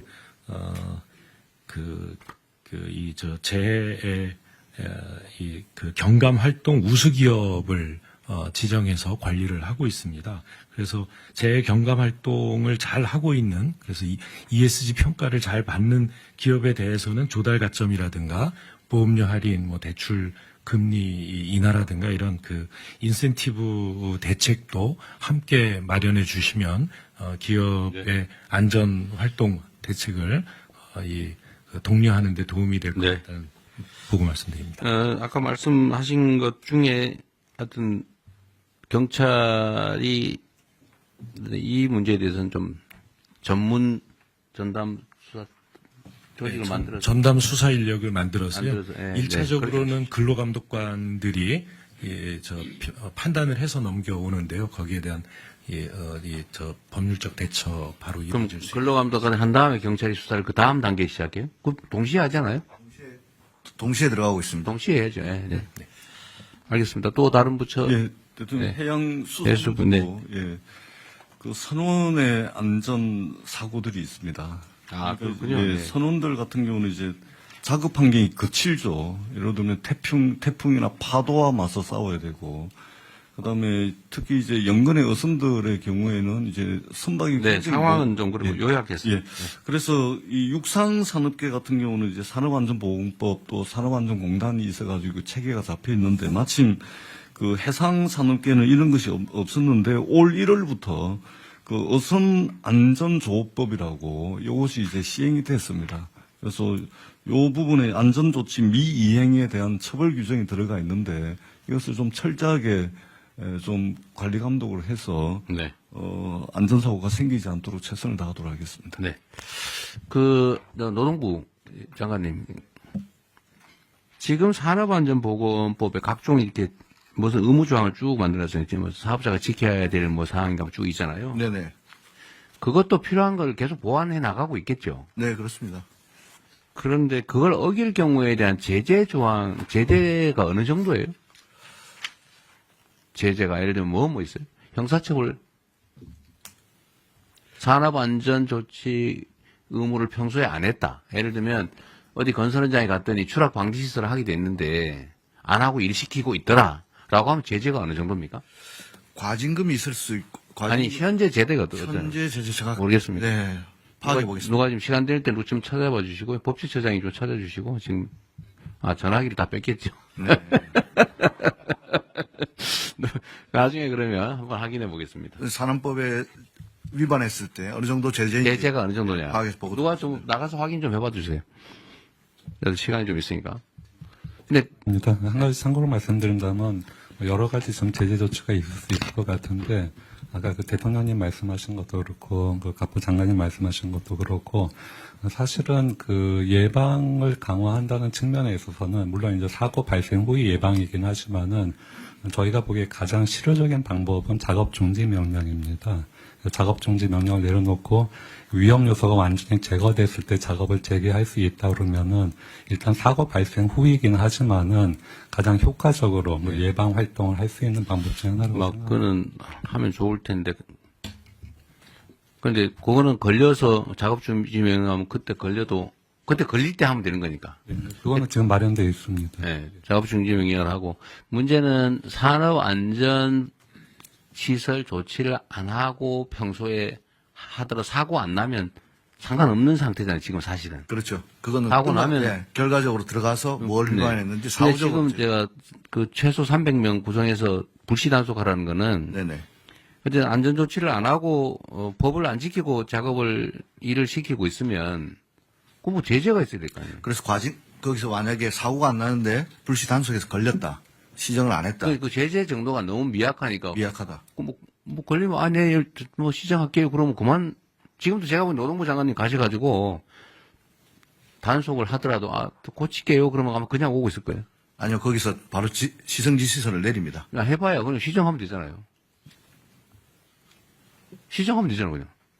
아무런 불이익이 없잖아요. 그래서 이것도 사실은 스티커 발부하듯이 바로바로 현장에서 그 정도가 안 된다는 거죠. 뭐 실질적인 제재가 없는데. 그러니까 이건 일종의 유예 기간 정도를 두고 이렇게 앞으로 안 하고 하면 일정 기간까지는 우리가 계도하는데 그 기간이 지나면 나중에 걸리면 최대로 제재한다. 실제로 제재를 해야죠. 그래서 그 피해 정도가 커야 제대로 지킬 거예요. 그러니까 지금 지키는 사람은 이익, 손해, 안 지키는 사람은 이익 이렇게 되잖아요. 그러니까 그 제재 정도, 지금 누가 확인해 놨나요? 확인 좀 해달라니까 아무도 안 나갔어요? 네. 그래서 법전도는 앞으로 좀 갖다 놓도록 하십시오. 나 좀 찾아보기. 그러니까 이게 안전조치를 안 하고 일을 하다가 문제가 되면 엄청난 과징금을 받든지 아니면 형사처벌을 받든지 제가 벌금을 받든지 형사처벌을 별로 안 두려워할 것 같아요. 뭐 기껏해야 내가 보기에는 대통령님 그 안전조치 산업안전보고법 네. 안전조치 벌칙 조항은 근로자 사망 시 7년 이하의 징역 또는 1억 원 이하의 벌금입니다. 안전조치를 안 한 사실 자체에 대한 제재 조항은 없어요.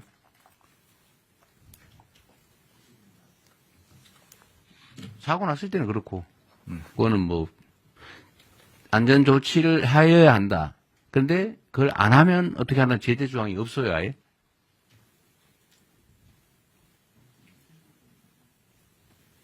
그러니까 이게 사실 우리의 문제죠. 이 많은 사람이 있는데 그걸 아무도 모른다는 사실이에요. 저도 문제죠. 저는 제재 조항이 당연히 있을 줄 알았는데. 그러니까 사용자 입장에서는 이런 상황이면 뭐 굳이 안 해도 사고 안 나면 돈 버는 거고 사고 나면 누가 대신 처벌받고 그냥 그 딱지 아까 말씀한 딱지 하나 받고 끝나버리면 평소에 돈 들여서 할 필요가 없죠. 대개는 이 인력을 추가 고용하든지 아니면 시설을 하는 비용이 들든지 작업 속도가 느려지든지 이런 현실적인 손실이 있잖아요. 그죠? 그러니까 안 지키는 거지. 근데 걸려도 제재가 별로 없어요. 사고 나면은 좀 심각해지지만 대부분 사고 안 나니까. 그 돈을 버는 거죠. 지금 아직 못 찾았어요?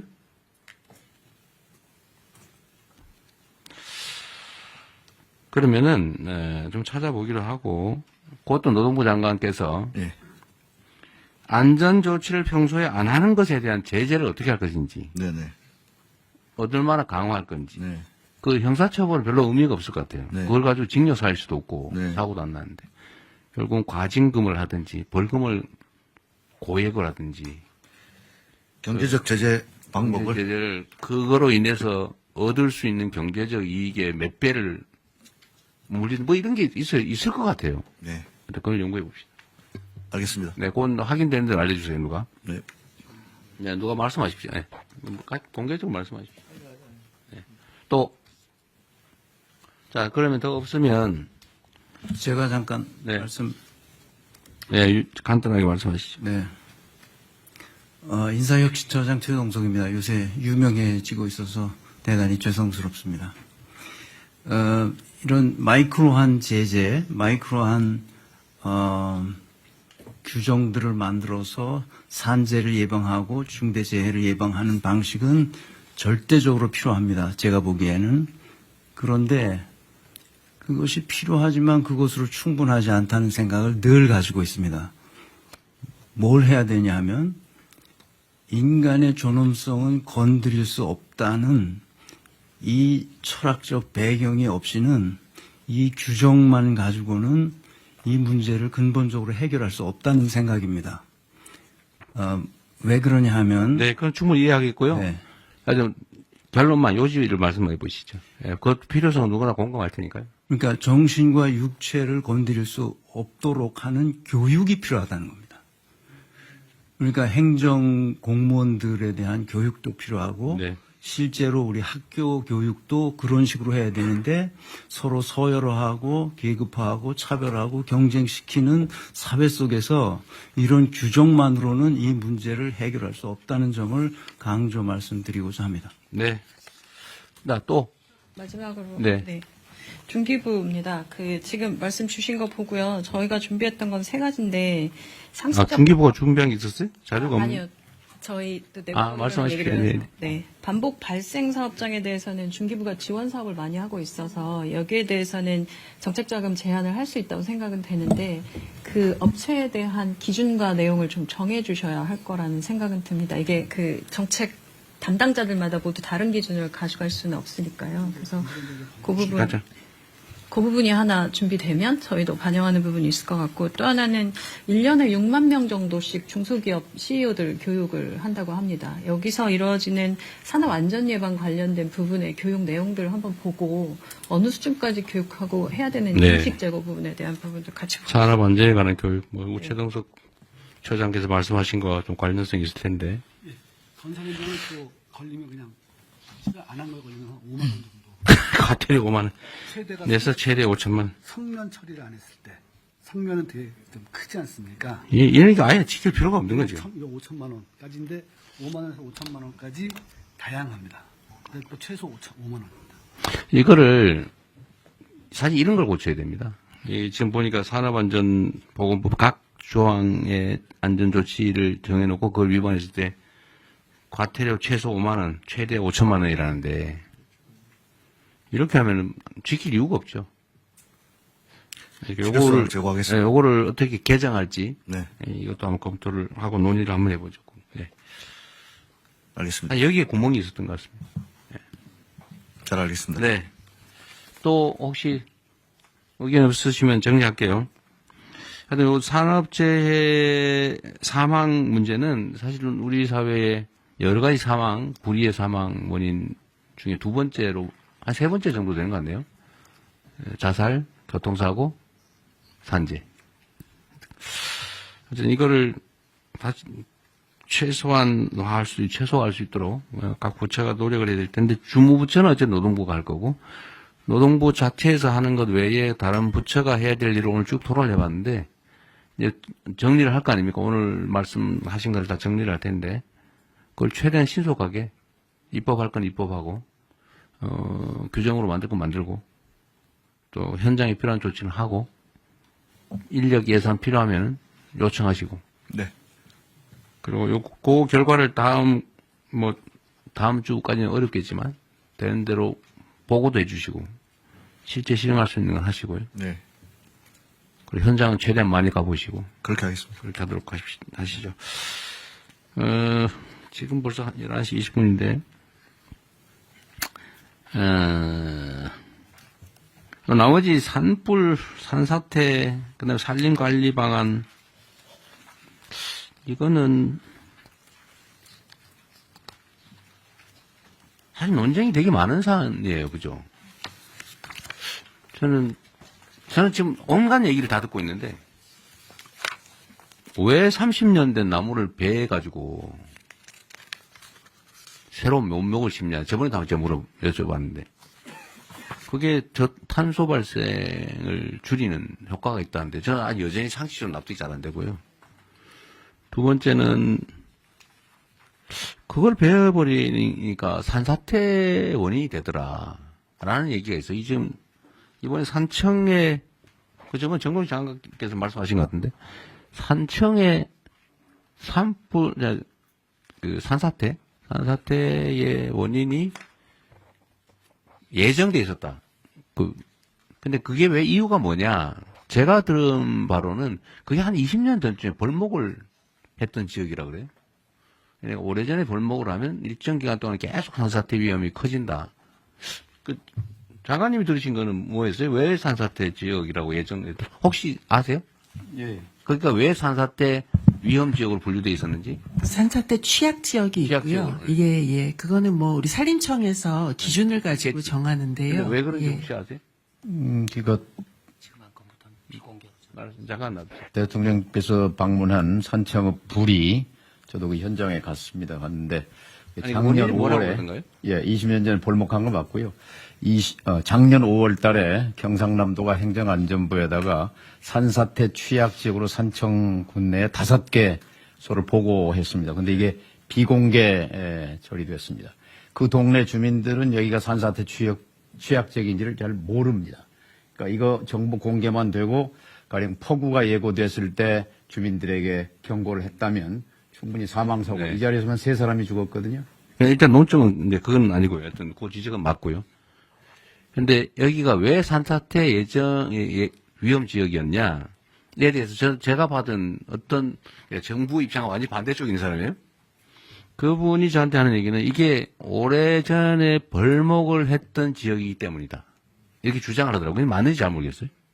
근데 그게 외형상으로는 살림이 멀쩡하더라는 거예요. 저도 가보니까 멀쩡하더라고요, 살림이.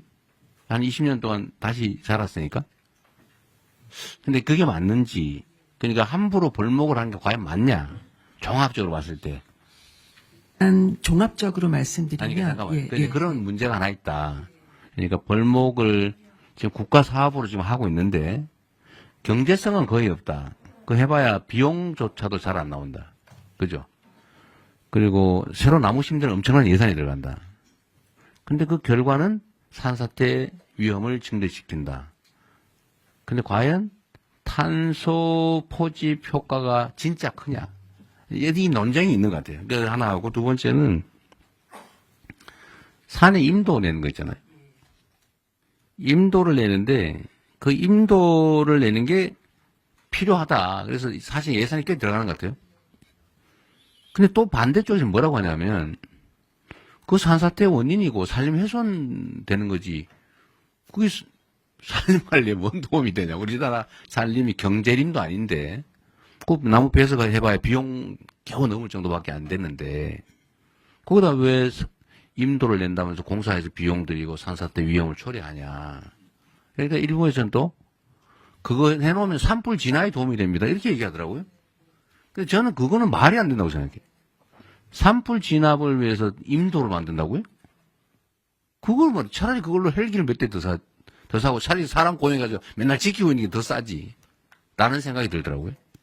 그래서 그런 쟁점들을 제가 뭐 공개적으로 좀 저도 모르겠어요. 저는 하도 이 얘기를 많이 들어가지고 이쪽에서 들으면 이 얘기 같고 저쪽에서 들으면 이 얘기 같고 지금 당장 내년에 산림 관련 예산을 지금 편성을 해야 되는데 임도를 내거나 아니면 벌목을 하고 새로 나무를 심는 이 사업을 계속 해야 되는 건지 이게 예산 낭비가 아닐까 하는 걱정도 되고 근데 또 관계당국이 얘기를 좀 해야 된다 그러고 그러니까 일단 이 논의를 좀 진지하게 전문적으로 제대로 해보면 좋겠다. 물론 한 결과가 그렇다는 거죠. 근데 왜 이런 반론이 있는지 모르겠어요. 한번 간략하게 한번 말씀. 네, 굉장히 오래된 논쟁입니다. 그래서 저도 대통령님과 똑같은 지금 혼란에 빠져 있는데 이쪽 이야기를 들으면 이게 일리가 있고 이쪽 이야기를 들으면 일리가 있습니다. 그래서 제가 좀 반대쪽의 논리들을 좀 다 같이 모셔놓고 좀 이야기를 들어보는. 해봤어요. 아직 못했습니다. 그래서 하려고 하는데요. 일단은 저희가 지금 있는 자료들만 가지고 팩트 체크는 한번 해봤거든요. 그러니까 오늘 자료를 일단 만들어 오셨는데. 네. 이걸 오늘 이렇게 하기보다는. 예. 좀 그걸 진짜 심도 있게. 예. 양쪽의 이야기를. 들어보고. 예. 한번 들어보고. 예. 또 예를 들면 이런 것도 있더라고요. 우리는 나무를 심을 때 주로 침엽수를 심는다. 네. 근데 화엽수가 더 강하다. 화재에 강하다. 맞습니다. 그 경제성도 굳이 침엽수가 낮다고 보기 어렵다. 예. 그럼 왜 침엽수를 심냐? 예. 화엽수를 심든지 자연적으로 예. 놔둬야지. 라는 주장도 있더라고요. 맞습니다. 근데 이 21세기 과학 문명 시대에 예. 저는 아직도 이런 거를 논쟁을 하고 있다는 게 이해가 잘 안 돼요. 이게 왜 과학적으로 결론이 안 나는지. 예. 그래서 이게 대통령님 네. 중요한 이제 논쟁 중에 핵심은 뭐냐면요. 우리 산림이 630만 헥타인데요. 그 중에 66%가 사유림이라는 데 있습니다. 네. 사유림을 경영하는 분 입장에서는 벌목이 네. 수확을 하는 겁니다. 3, 40년 동안 키운 나무를 수확을 하는 게 벌목행위거든요. 수확을 하는데 남는 게 없다면서요. 근데 벌목인데 이게 환경을 강하게 생각하시는 분들 입장에선 파괴로 보이는 겁니다. 환경 파괴로 보입니다. 그러니까 깊은 그게 내가 생각도 거기에서 뭘 해봐. 차이가 좀 헥타르당 뭐 100만 원밖에 안 남는다든가. 그 비용은 단지 이제 그 나무 가격 요건데요. 그 나무가 30년 크는 동안 예를 들면 탄소 포집도 하고 우리 여러 가지 효과를 네. 내지 않습니까? 하여튼 그것은 뭐 계산이 되지 않는 거고요. 그러니까 예. 그게 오늘은 너무 많은 분이 계시고 또 예. 의견을 해야 될 것도 있는데 이게 지금 장님 코끼리만 얘기하면 안 되잖아요. 네, 시간 맞습니다. 아까우니까. 예. 이게 전에 제가 이 논쟁 주제를 준비하라고 한 거는 예. 좀 정리를 한 다음에 알겠습니다. 저는 국민들의 집단 지성에 대한 좀 믿음이 좀 큰 사람인데 맞습니다. 이 제야의 고수들이 많거든요. 맞습니다. 이해관계 없는. 예. 그분들의 의견도 좀 들어보고 예. 전문가들끼리도 의견이 엇갈리니까 네. 논쟁도 하고 예. 필요한 과학적 검증도 좀 하고 하면 예. 저는 이게 왜 산림 관리와 관련해서 이렇게 오랫동안 제가 이 얘기를 들은 지가 무지하게 오래됐거든요. 한 10수년 된 것 같아요. 예. 이 결론이 안 나오고 지금도 논쟁하고 있어요. 맞습니다. 그 사이에 돈은 1년에 몇천억 쓰더라고요. 예. 그래서 이거 예산 편성 전에 결론을 좀 알겠습니다. 내야 되겠는데 예. 먼저 정리하고 국무회의로 가져오시는 게. 알겠습니다. 그렇게 하겠습니다. 예. 대통령 저기 전문가가 하는 분 준비할 때요. 이 독일, 오스트리아, 일본 이 세 나라가 굉장히 체계적으로 감벌과 산림 관리를 하고 있습니다. 그러니까 총량을 정해놓고 매년 그 총량을 넘어서는 만큼을 감벌해서 그걸 바이오매스의 소위 재생에너지의 자원으로 쓰고 있는 나라가 많고요. 의외로 그 비중이 적지 않은 비중입니다. 다만 우리처럼 모두 배기를 하지 않고 매우 체계적으로 감벌을 하는데 체계적인 감벌을 위해서 임도가 필요한 게 사실입니다. 그런데 대한민국은 그런 방식으로 하고 있지 않아서 생기는 문제가 많은데요. 그래서 다음에 토론을 할 때 해외에 특히 일본이나 독일이나 오스트리아나 이런 사례를 비교해서 토론하면 훨씬 도움이 될 것 같습니다. 저한테 얘기하지 마시고요. 산림청에 농림수산부가 환경부 관련 부처하고 당연히 환경부가 중요한 관련 맞습니다. 부처잖아요. 예. 저는 김성환 장관께서 어떤 생각하시는지 잘 모르겠는데 지금 얼핏 들어보니까 감벌을 잘해야 된다 그런 입장. 임도도 내야 된다는 쪽 같기도 한데 우리나라처럼 이렇게 삐쭉삐쭉한 산에 과연 임도를 내서 대체도 우리는 임도를 내서 관리를 할 만한 데는 다 밭으로 만들지 않나요? 그런 생각도 들더라고요. 오늘 좀 준비를 좀 하고. 예, 그렇게 하겠습니다. 네, 준비해서 다음에 하고요. 나머지 소비 쿠폰, 자살 문제, 이건 소비 쿠폰은 이게 토론할 주제는 아닌 것 같고, 각 부처가 잘 알아서 하면 될 것 같아요. 그리고 자살 문제는, 이거는 복지부가 준비를 하셨는데, 이것도 충분히 좀 사례조사나 각 관련 부처, 민간 전문가 또는 이해관계 집단 이런 데 다 의견들 잘 모은 건가요? 계속 모으고 있는 중입니다. 아직 안 끝난 네, 거죠? 네, 아직 좀 진행 또 중입니다. 정리를 하고 난 다음에 얘기하도록 하시죠. 네, 그러겠습니다. 이거는 우리가 이 바쁜 시간에 장님 코끼리 만지듯이 하면 안 되니까요. 자, 자살 문제도 현황을 아는 거는 읽어보면 되니까 나중에 좀 더 정리한 다음에 다시 하도록 하겠습니다. 그리고 전에 우리가 각 외청들 보고를 받다가 말았죠. 외청 다 끝났나요? 조달청 하나 받았습니다. 조달청 하나밖에 못했죠. 얘기하다. 그럼 다음 국무회의 때는 여러분 그 외청 보고는 일단 중단하고 각 부처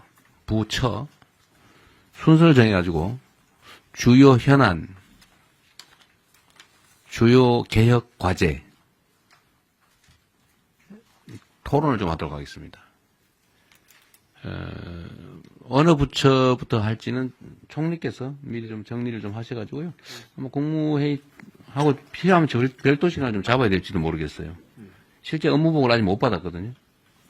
각 부처 업무보고를 받아야 되니까. 대통령님, 부처 업무보고는 이제 부처별로 2개씩 돼 있는데요. 2개씩이요? 그런데 이제 그 형식은 사실 부처가 대통령한테 보고하는 형식이 있어서 지금 말씀하신 취지는 부처 업무보고도 있지만 또 같이 토론도 하시자는 그런 취지여서. 네, 그렇습니다. 예, 국무회의 또 토론 이 시간과 부처 단독 업무보고 형식하고 상의해서요. 보고 드리겠습니다. 예. 근데 저는 지금 각 부처들이 너무 칸막이가 돼 있어가지고, 저는 이제 사례들 한두 가지 말씀드렸습니다만, 좀 직접 관련이 없어 보이도 다른 부처들이 그 얘기를 같이 나누는 게 중요할 것 같아요. 뭐 시간 낭비처럼 느껴질지 혹시 모르는데, 그래도 한 번은 스크린하고 각 부처들이, 다른 부처에 이런 주요 현안이 있구나. 그리고 대개 의제들은 다 다른 부처에 관련이 있어요. 아까 우리 본 것처럼 산재사고만 해도 노동부 현안이라고 보통 생각하지만 사실 전혀 아니거든요. 노동부 독자적으로 해결이 안 돼요. 그래서 해결이 안 된 거예요. 전 부처가 나서가지고 관계된 것들 다 해야 되기 때문에 그 세부적인 무슨 통계 자료니 이런 거는 그냥 보고할 때 서류로 대충 하면 되고 주요 현안. 예. 각 부처의 개혁 과제 이거는 같이 공유를 좀 해야 될 것 같아서. 예, 그걸 국무회의에서 하고 그 중에 보완이 필요하거나 뭐 각 부처만 해야 될 게 있으면 따로 떼고. 알겠습니다. 예. 아니면 부처를 한 그룹핑을 서너 부처로 묶어서 같이 그래 할 하는 사안들은 것도 그렇게 하고. 그것도 하나의 방법입니다. 부처는 따로 할 건 따로 하고. 예. 관련 부처 몇 군데만 할 건 몇 군데로 하고. 예. 같이 공유해도 괜찮은 거는 국무회의 할 때 그냥 신속하게 쭉 한번 훑어보고 나가게. 방식을 2개를 검토해서 보고 드린다. 단계별로 하죠. 예. 다음부터 하고 필요하면 국무회의를 일주일에 한 번이라도 몇 번 더 할 수도 있습니다. 업무 파악을 좀 빨리 해야 되기 때문에. 다음 주 화요일부터는 끝나시면 좀 몇 부처부터 하루에 한 2개 부처 정도. 대통령 비서실장입니다. 그 안을 준비해 놓은 게 있어서요. 네. 예, 보고를 추후에 드리고 네. 논의를 국무총리님하고 하도록 하겠습니다. 알겠습니다. 이제 이거한 의결을 해야 되니까 회의는 비공개로 바꾸고 회의를 진행을 하도록 하시죠. 네. 네. 지금부터 회의는- 총리께서 진행을 하도록 하겠습니다. 의안실은 비공개로 진행됩니다. 언론 여러분께서는 협조해 주시기 바랍니다.